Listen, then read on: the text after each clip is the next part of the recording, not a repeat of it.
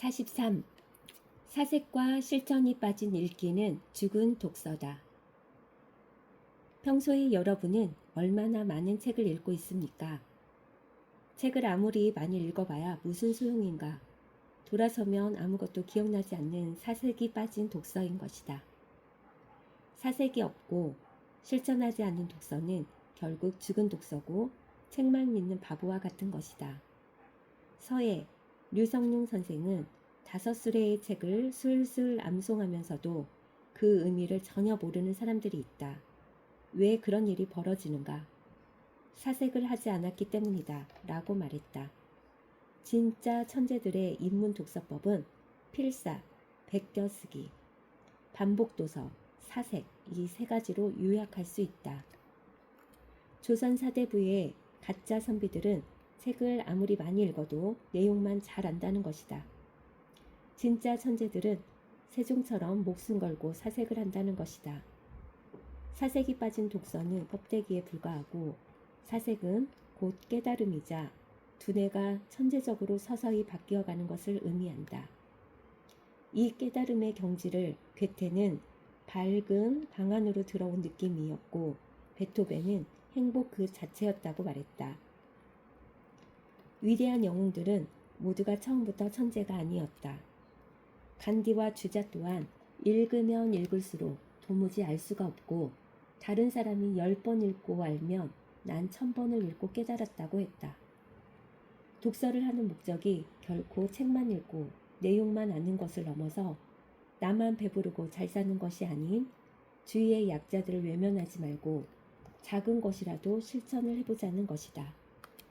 공자 또한 사람을 판단할 때에는 그의 학식이나 말, 행동만 볼 것이 아니라 그가 주장하는 바대로 과연 행동하고 실천하는 것을 살펴야 한다.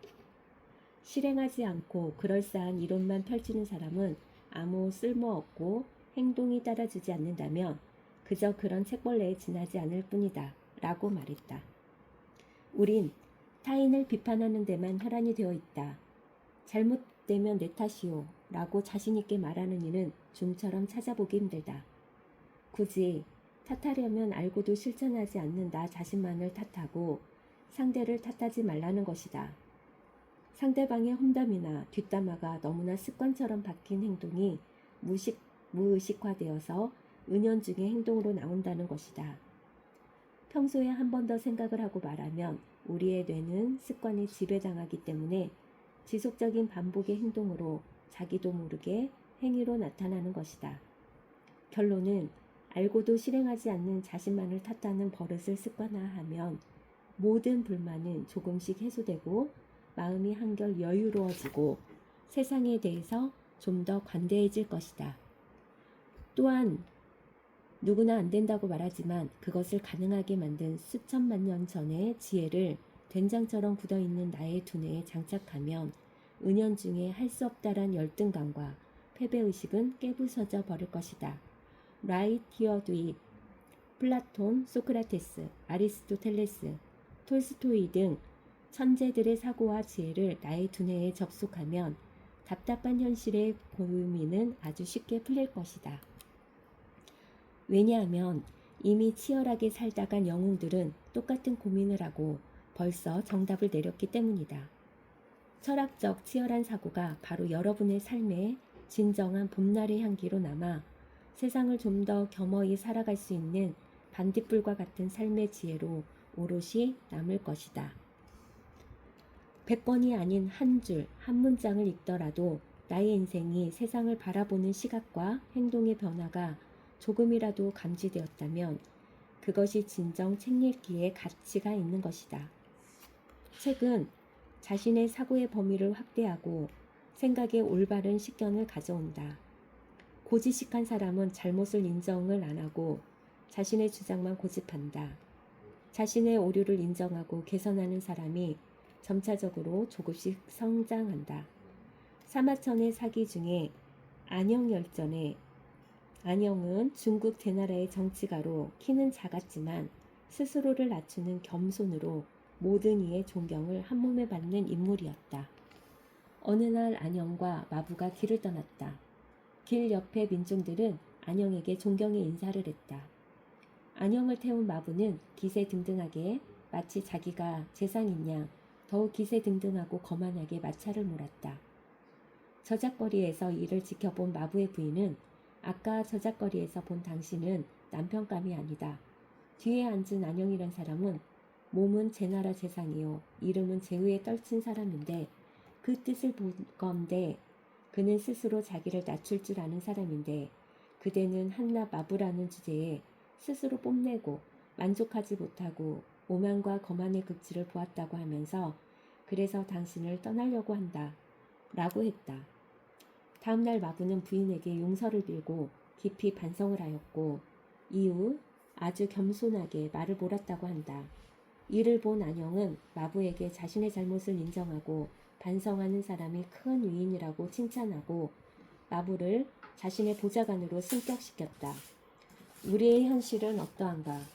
잘못을 인정하기보다는 증거를 제시하기 전까지는 처음부터 인정을 안 한다는 것이다. 몇 년 전 일본 언론에선 일본 정치인들이 뇌물을 받은 사건으로 스스로 할복하는 일이 있었다. 잘못을 깨끗이 인정하고 죗값을 치르겠다라는 말이다. 모 케이블 방송에서 유명 배우가 말한 대로 우리 정치인들도 잘못을 했을 때 구차한 변명보다는 스스로가 잘못을 깨끗하게 인정하고 할복하는 일본인의 정신을 조금이라도 닮아갔으면 좋겠다는 말에 전적으로 찬성하고 공감하는 대목이다. 마찬가지로 국가의 운명 또한 오류나 잘못을 무마하려거나 접대나 로비가 일상화된 사람에 의해서 총리나 내각이 구성된다면 보수든 진보든 그 정권은 바로 몰락할 것이다. 반문화 접대가 일상화된 사람들이 과연 국민을 얼마나 귀하게 모시겠는가. 대접만 받던 무리들은 늘상 그 생활이 익숙해서 다른 사람 또한 모실 줄 모르고 백성을 귀하게 여길 줄도 모른다. 접대와 대접만 받던 관료들이 술잔이나 골프째를 잡는 대신에 참된 독서를 하는 그날이 선진문화로 가는 첫 관문이 될 것이다. 인간은 나이를 먹고 쇠퇴하여 점차 책과는 멀어지는 인생을 살고 있다. 일이 바쁘니 볼 수도 없고 읽으라는 사람도 없다. 100세 시대에 앞으로 살 날을 생각하면 긴 시간만큼이나 책보다 좋은 것은 없다. 더 이상 눈이 침침하기 전에 지혜의 산삼같이 깊이 있는 책을 나의 두뇌로 흡수하라. 짧은 삶 선명하게 읽을 수 있는 날도 금방이다. 서럽고 후회하는 인생을 맞이하고 싶지 않다면 독서를 하라. 이 말이 지금 가슴속 깊이 절박하게 와닿지 않는다면 더 후회하고 어리석은 인생으로 살아가야 하는 날들이 아직 많이 남아있다는 증거이다. 그만큼 죽음의 문턱까지 가서 미칠 만큼 후회할 수 있는 가능성이 많다는 것이다. 링컨이 대통령이 된 후 남북전쟁으로 인한 고뇌와 번민으로 마음이 무겁고 착잡할 때에도 그는 항상 세익스피어의 작품을 즐겨 읽었다. 그 바쁜 와중에도 세익스피어 권위자들과 함께 여전히 한 손에는 책을 펼치듯 채 읽으면서 국가의 중대사를 논하며 걷곤 했다. 또한 아시아 최초 하버드 법대 종신교수 석지영 씨는 자신을 만든 원룸력은 책 읽기와 선생님 그리고 예술에 대한 애정이라고 말한다. 그녀가 확 달라진 계기는 책 읽기와 선생님들이 예술과 문화를 사랑하면서 키운 창의적 상상력과 감성 덕분이었다. 그녀는 독서는 내 인생을 완전히 바꾸었다고 회상하면서 항상 책에 빠져 살았고 20-30권의 책을 빌리고 모자란 책은 숨겨오기도 하고 지혜의 보물창고와 같은 작은 뉴욕 퀸즈 도서관 시절을 추억했다. 바로 이 독서에서 얻어진 풍부한 상상력과 문화적 감수성과 교양이 그녀의 인격 형성에 큰 원동력이 되었다.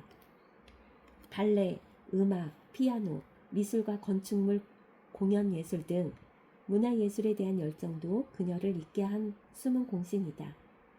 감수성이 민감한 10대에 물 만난 고기처럼 수준 높은 클래식을 듣고 문화적 경험과 예술에 감동하는 것과 쉬지 않고 연마하는 발레 레슨의 엄격함 등은 그녀를 잘 단련된 최고의 명마처럼 위대한 르네상스인으로 탄생시킨 것이다.